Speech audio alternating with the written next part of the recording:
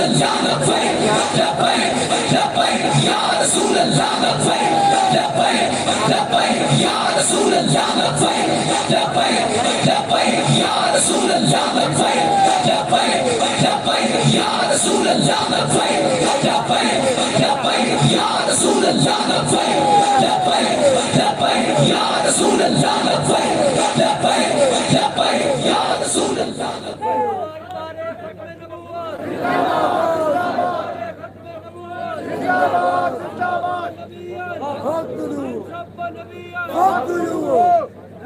تیرا مشن ہمیشہ جاری رہے گا، تیرا مشن ہمیشہ جاری رہے گا۔ تاجدار ختم نبوت زندہ باد، تاجدار ختم نبوت زندہ باد۔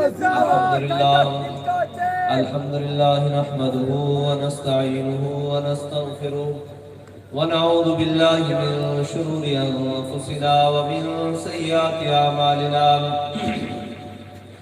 من يهده الله فلا مضل له ومن يضلله فلا هادي له ونشهد أن لا إله إلا الله وحده لا شريك له ونشهد أن سيدنا ونبينا وحبيبنا ومولانا محمدا عبده ورسوله أما بعد فأعوذ بالله من الشيطان الرجيم بسم الله الرحمن الرحيم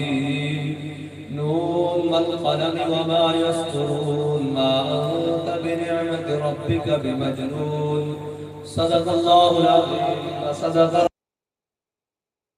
الأمين إن الله وملائكته يصلون على النبي يا أيها الذين آمنوا صلوا عليه وسلموا تسليما الصلاة والسلام عليك يا سيدي يا رسول الله وعلى آلك وأصحابك يا سيدي يا حبيب الله الصلاة والسلام عليك يا سيدي يا رسول الله وعلى آلك وأصحابك يا سيدي يا خاتم النبيين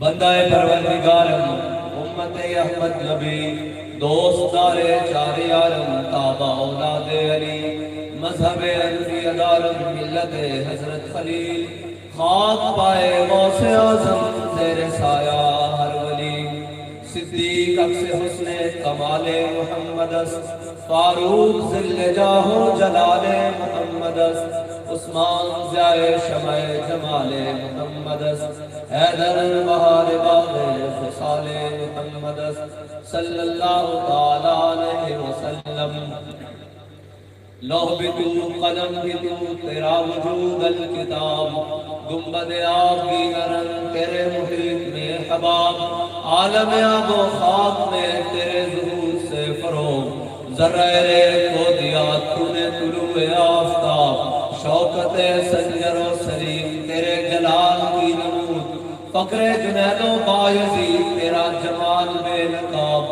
تیری نگاہ ناز سے دونوں مراد پا گئے عقل غیاب و جستجو عشق حضور و اضطراب شوق تیرا اگر نہ ہو میری نماز کا امام میرا قیام بھی حجاب میرا سجود بھی حجاب اور مرد خدا کا عمل عشق سے صاحب فروغ عشق ہے اصل حیات موت ہے اس پر حرام تم دو سبک سیر ہے گرچہ زمانے کی روح عشق خود ایک سیل ہے اور سیل کو لیتا ہے تھام عشق کی تدوین میں اثر اسلاموں کے سوا اور بھی زمانے ہیں جن کا نہیں کوئی نام عشق دم جبریل عشق دل مصطفیٰ عشق خدا کا رسول عشق خدا کا کلام عشق امیر جنود عشق فقیہ حرم عشق ہے گل السبیل اس کے ہزاروں مقام معزز سامعین محترم اسٹیج پر جلوہ گر علماء کرام مشائخ اعظام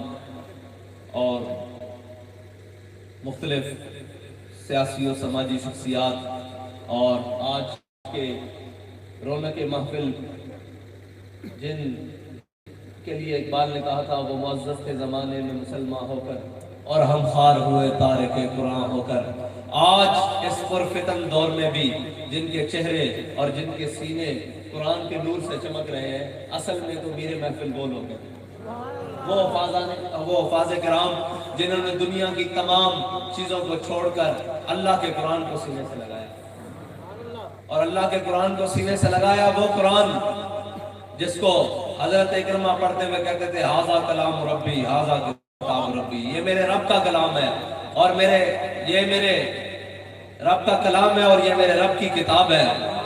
اور یاد رکھیے گا کہ دنیا میں اگر دنیا کی بھلائی اور دنیا کی کوئی سمت درست ہو سکتی ہے، اگر دنیا کے تمام معاملات درست ہو سکتے ہیں، تو وہ اس کا ایک ہی طریقہ ہے کہ عید و قوت حافظ یک دیگرن کائنات زندگی رام محورن۔ علامہ اقبال نے ایک باب باندھا ہے، گورنر عبدالصمد کی بیٹی شرف النساء کا باب ہے، بڑا خوبصورت باب ہے۔ اس میں کہا کہ گورنر عبدالصمد کی ایک بیٹی تھی، وہ ہمیشہ قرآن پڑھتی تھی اور 7 تلوار رکھتی تھی، ایسے قرآن پڑھتی تھی اور 7 تلوار رکھتی تھی۔ علامہ اقبال نے کہا کہ جب اس کی والدہ نے اس سے پوچھا کہ بیٹی تو قرآن تو پڑھتی ہے، ساتھ میں یہ تلوار کیوں رکھتی ہے؟ تو اس نے کہا عید و قوت حافظ یک دیگرن کائنات زندگی را محورن۔ اس نے کہا یہ 2 قوتیں ہیں جو اسلام کو اور مسلمان کو عزتیں دیتی ہیں، یہ 2 قوتیں ہیں۔ اس نے کہا وہ کیسے عزت دیتی ہیں؟ یہ ساتھ میں تو تلوار کیوں رکھتی ہے؟ اس نے کہا کہ قرآن اس لیے کہ تلوار کو ظلم کے اوپر نہ چلنے دے، اور تلوار اس لیے کہ تاکہ قرآن کا راستہ صاف ہوتا ہے۔ یہ ہے اسلام کا اصل نظریہ۔ جس نظریے کو ہم نے چھوڑا تو پھر آج ہم ساری قوتیں اور جناب ساری فوجیں اور ساری قوتیں طاقتیں اور جناب ایٹمی قوت کے حامل ہوتے ہوئے بھی ہم سے ہندو کشمیر لے گیا۔ آج ہم نے جب ساری چیزیں اپنے آقا مولا صلی اللہ علیہ وسلم کا اسوہ حسنہ چھوڑا، آج پوری امت ذلیل کیوں ہے؟ لوگ کہتے ہیں جی آپ بڑی سخت باتیں کرتے ہیں۔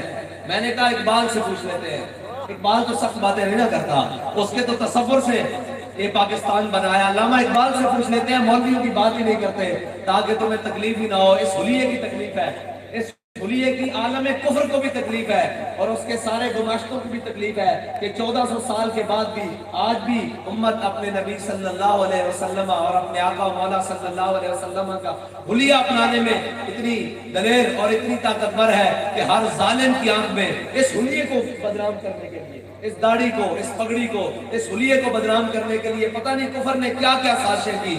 کبھی جناب اس حلیے میں دہشت گرد بھیجے، کبھی اس حلیے میں خودکش بمبار بھیجے اور پتہ نہیں کیا کچھ کیا، لیکن یہ دین مٹنے والا نہیں ہے، یہ اسلام مٹنے والا نہیں ہے۔ جو مرضی سازشیں کر لو، جو کچھ مرضی کر لو، اقبال کہتا ہے اب تیرا بھی دورانے کو ہے فقر وجود کہ کھا گئی روح فرنگی کو ہوائے سیم و زر۔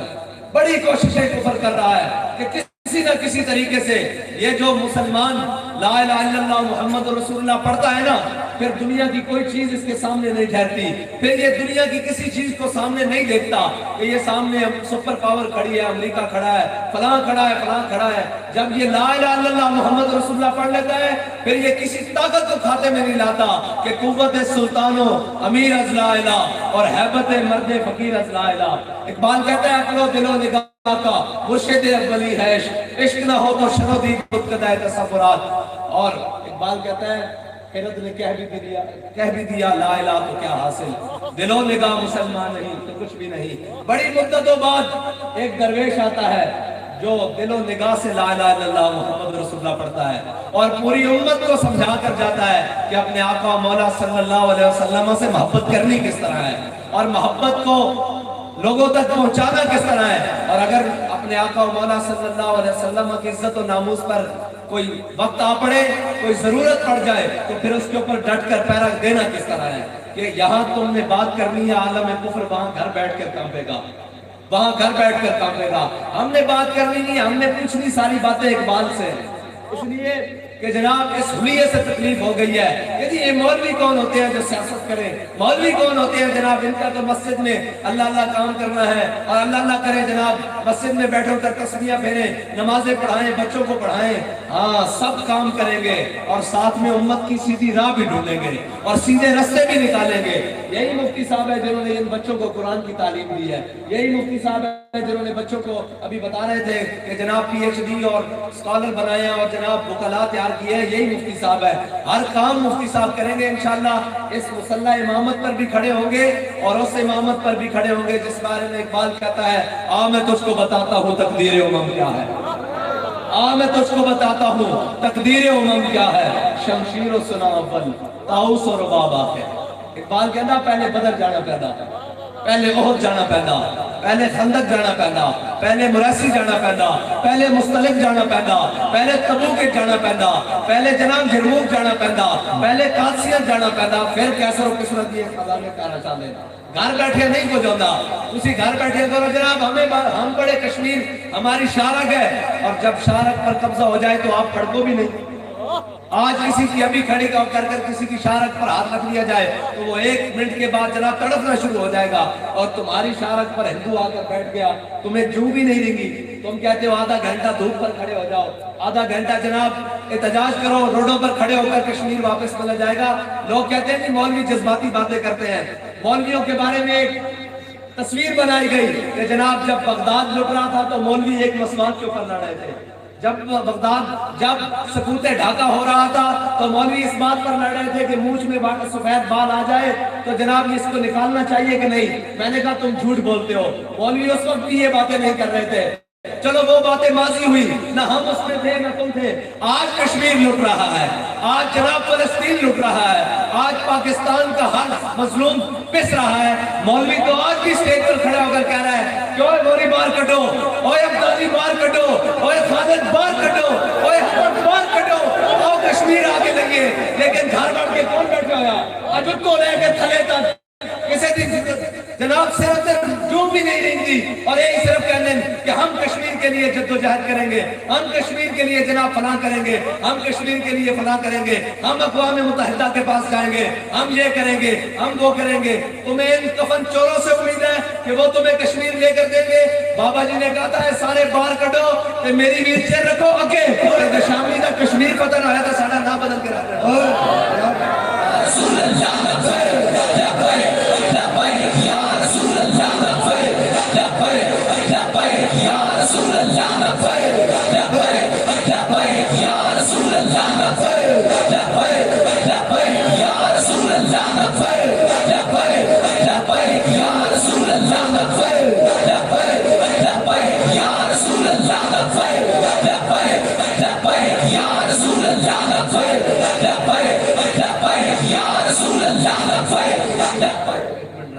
بھائی نور کو کھالا لے ہو پانو کیا بھائی ہجے تک پانو چاہتا نعرہ لانا نہیں لانا آیا کہ تسی حضور دا دین کدو تختے لے آؤ گے. میں نے دسو پہلے میں نے کوئی مزہ نہیں آیا. میں تا پاکستان پورا پھر رہے ہیں, لوگ سینے پاڑ کے نعرے لاندے. اور جناب اتنے دیوانہ وار اقبال تواڈے بارے کہہ کے گیا سی فطرت کے مقاصد کی کرتا ہے نگہبانی, یا بندہ ہے صحرائی یا مرد کوہستانی.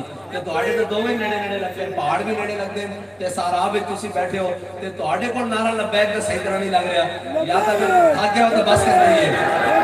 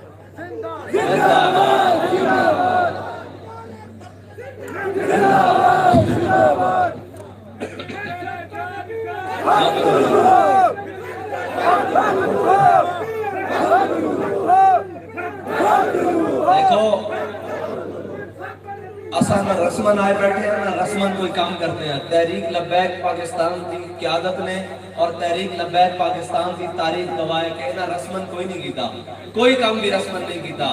جڑے رسمن آئے سن وہ رستے تو ہی واپس چلے گئے. ہم سر پھروں کے ساتھ کوئی سر پھرا چلے. رسمن